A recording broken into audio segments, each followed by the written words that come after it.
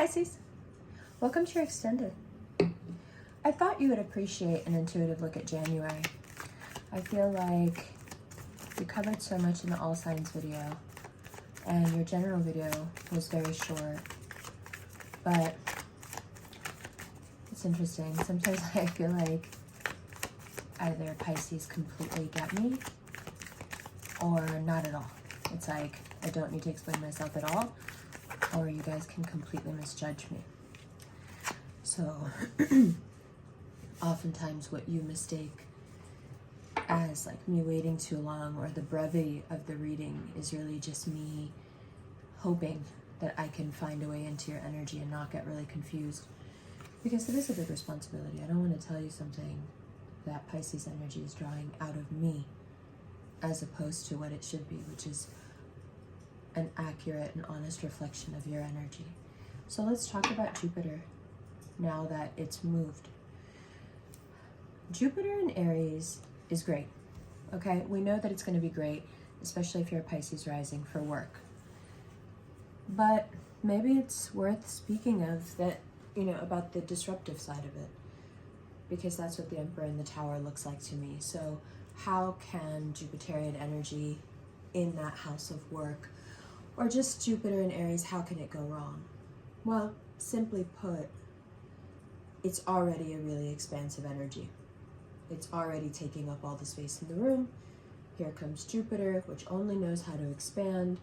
So now you have this completely overblown energy. It's very fiery. It wants what it wants. It's been waiting. It's been plotting. And so where I can see that turning into a tower moment for you or going wrong for you is those parts of your life where you have been waiting and you have been plotting and there is something that you desperately want to bring to fruition. But there is an emotional element, something within your life that has nothing to do with this pursuit that has to be dealt with, and it's not being dealt with. So although you have a high sense of self, and you've worked on that quite some, and although you've put in a lot of the work, I think the piece that you're still missing is this calm, which is very different from the Empress energy, just to make that distinction clear. You can feel really good about yourself. You can feel super capable and confident in your abilities and still not be calm and still be really shaky inside. Because I don't think that anxiety has much to do with self-esteem as we think it does. I think anxiety can be just an overload of a really sensitive system. So your self-image looks very sound. And you have been on a winning streak. And you have been working hard. So now that Jupiter's moved into Aries, it's like, yeah, now everything should just work the way I want it to. Everything should just fall into place. But there is some emotional upheaval that you may be using these goals to run from. Excuse me, or more accurately here, I think what it is things that you have to learn before the loose ends you're tying up turn into a very successful something, and you're not equipped mentally to deal with it. And so a blessing can turn into a curse. If you're not mentally equipped to deal with making a lot of money, which seems like the best thing ever, right? If you're not mentally equipped to deal with that, if you're not mentally equipped to deal with the problems that come with being wealthy, being wealthy will very quickly turn into a curse.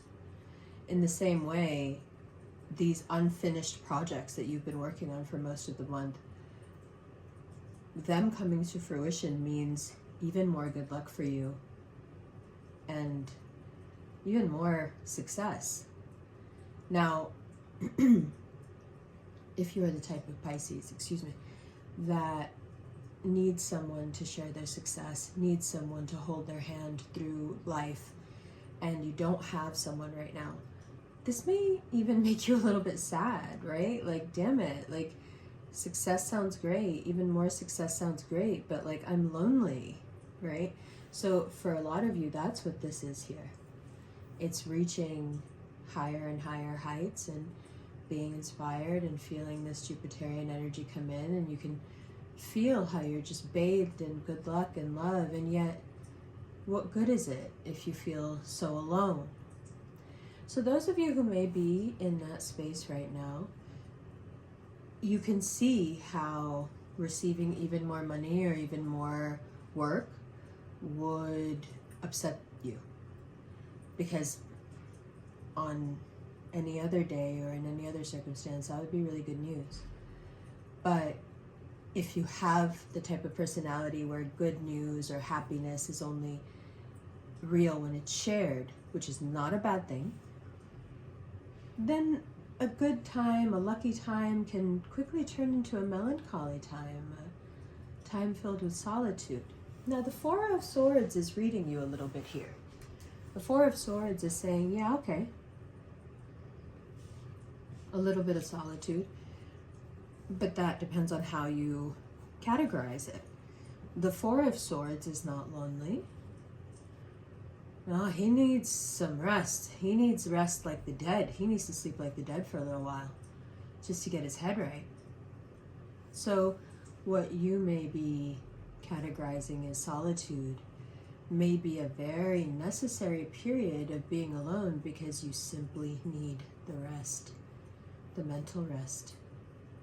And it looks like if you don't get the mental rest, Jupiter can push you a little too hard. And the reason we don't want to do that is because you have worked very hard and you don't want any of this progress slipping away from you. In fact, the smartest thing to do right now would be to approach 23 under a new rubric. Let's revamp it. What is it that you want to do with this Jupiter energy more than anything else? And you're like, yeah, not get more work, not make more money. I want my family life, I want my love life, I want my interpersonal relationships, I want my parental relationships, I want my relationships with my child to be easier, to be better. Success at work is great, money is great. I feel good about all the things that I'm working hard for and accomplishing. But I need more peace in my interpersonal relationships. I need to find a way to be powerful and strong and still be soft and relatable and be able to communicate with others. I need to be able to do what I do and employ the tools that I have, that I need to live the way that I want to, and be proud of the way that I live and the way that I want to live, and be proud of the things that I get because I want to live this way. I should be able to do that and still be able to get along with people and still be able to be on their good side. But somehow that doesn't always happen. Somehow instead, you get painted the mean one, the moody one, the harsh one, the one who's too blunt, especially to those who are mediocre, especially to those who, even when they feel that they're equal to you, they know that you're somehow more special. They know there's something that they can't quite see, but they can feel it. You see? So interpersonal relationships have been really confusing, and most of the time you may have felt abandoned. You are the only sign where everything else could be going perfectly, and it just makes you even sadder. Because what good is it? Like I said before, what good is it if you can't share it with anybody? Pisceans remind me very much of the French. The French hate to eat alone. They do. They really hate eating alone. So what's your opportunity in this? You need people. You know that things haven't been, the easiest, the best. But you can also really easily feel how most of this is because you're striving and working for yourself, and it's kind of putting people off. Maybe they got used to you playing that one note of like, things are hard and I don't know what I'm going to do. And they forgot that you're this timeless creature that can switch it up anytime they feel like it. You just got to feel like it, you know? And I think sometimes people get irritated with you because you won't move until you feel like it. It makes them crazy, you know, because how dare you get to trust your intuition? How dare you get to take your time and not have to be rushed by the world when everyone else has to make excuses for themselves to just even have a moment? How dare you just do things on your own time at your own pace? Well, the Four of Swords really does speak to that, doesn't it? You need to get calm before you can understand what's going on between you and other people. And you're not calm. You're running from here to there to there. And I get it that you have a lot you want to do. And I get that you have a lot of inspirations and a lot of things that, you know, are really important. But if you really want to figure out what it is that stands in the way between you and others, I think 2023 can help you in a way that doesn't hurt you. I think it can show you in a clean but kind mirror who you are and how you can be. And I think it's vastly helpful to you because it gives you a level of self-awareness. You know, self-awareness is in layers. We all are on the journey there. It gives you a level of self-awareness that moving forward will keep you safe from certain red flags that right now you can't see. So it starts with rest, but really it's about entitlement. It's about you being entitled to your rest, your care, your safety, your survival, right? And not allowing societal pressure, familial pressure, your own, you know, the pressure of your own ambition to rush you. You don't like to be rushed. Your energy doesn't like to be rushed. Even when I'm trying to access it, you like to do things the way you like to do them. And what's amazing is I think that reputation, which has taken quite a while to build up, is now becoming a huge asset because you're known for it, and people come to you when they have a solid intention, a solid, like, I'm offering you something real, do you want it? Now, the thing that you have to focus on and work on is getting out of the thinking that you need somebody else to do this with you, that it'll only be fun, that it'll only be great if somebody does this with you. That's not true.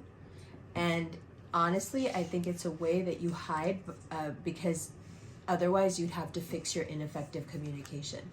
If you have somebody else that can like mediate and translate for you, you'll never have to like learn to not be like this.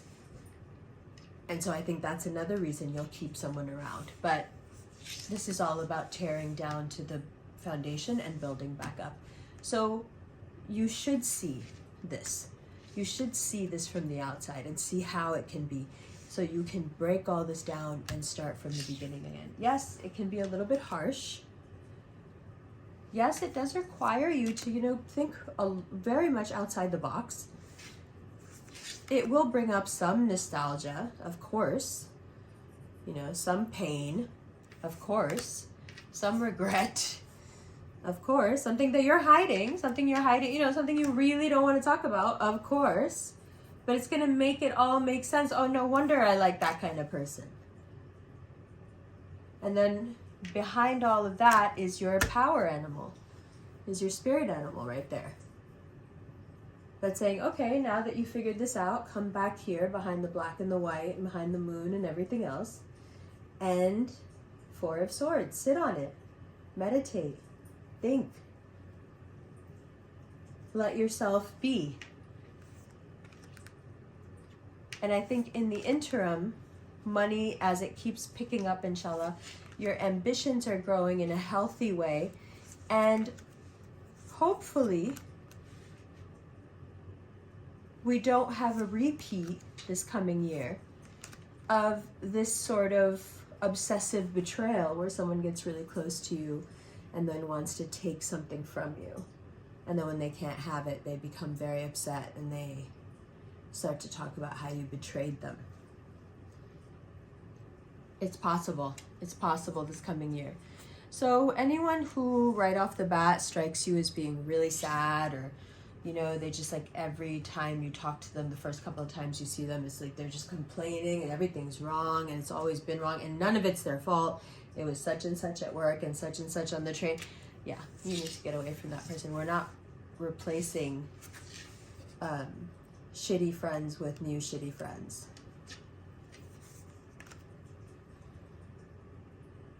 It does look like the year brings you an enormous amount of fulfillment, and I think part of that fulfillment, and don't discount this, is you taking an active role in giving back to the community and really reaching out across lines that usually people do not cross to offer, you know, a moment of joy, a moment of levity. If there is a Virgo or a Sagittarius in your life, I'm not sure what they're exactly fighting over, but somebody's got to leave this situation behind. If you're dealing with an Aquarius and there's especially touchy money issues, their career path is really murky right now, and I don't think you should say anything to them about it, because you know you're going to say too much and you're going to say the wrong thing and they're not ready. If you're dealing with a Cancer and you feel like you just want to ask them flat out, like, what do you really think? What do you really feel? If you ask them, warning, they're going to tell you. So just be careful. It's always a good idea to get some space, plan ahead, create a vision of who you want to be next, create a vision of where she, he, they live, and willingly, you know, throw yourself into the volcano and have that rebirth experience. Willingly using the most strident of words, willingly, you know, wanting to go all, all the way to the underworld and come back up. Just remember that in this process, keep forgiving the people that took from you. Keep forgiving the people that said you weren't going to make it. Keep forgiving the people that were silently watching, hoping you failed. As you get bigger and bigger, as you get more successful, as the money piles up, inshallah, don't remember them and begrudge them. Keep remembering them with forgiveness. Feel bad for them. Feel sad for them. And when it comes to late next year, when it comes to a project that it may somehow hit too close to home, or you have to do something you really, it's just too much for you, somehow it, you know, you're asked to take a risk that, oh, you could actually do so much with this if you know, no, you'd be doing it for so much more risk than you think. And you'd be dealing with people that you can't do anything to. So I wouldn't make that deal. I'm going to tell you the same thing I told Capricorns, okay, at the end of their reading. For 2023, this is the motto. It's from Ronan. If there is any doubt, there is no doubt. That's the first thing they teach you. What was the second thing they teach you? I don't remember. Right? If there is any doubt, there is no doubt. If you feel like something is off, trust it every single time. Every single time. Even if it's inconvenient, even if it's the middle of the night, even if, you understand what I'm saying? Even if it's cold outside. You're tapped into a version of time right now that's very malleable, and you seem to be able to move it around as you want. Do the most you can with it. Yeah? I love you.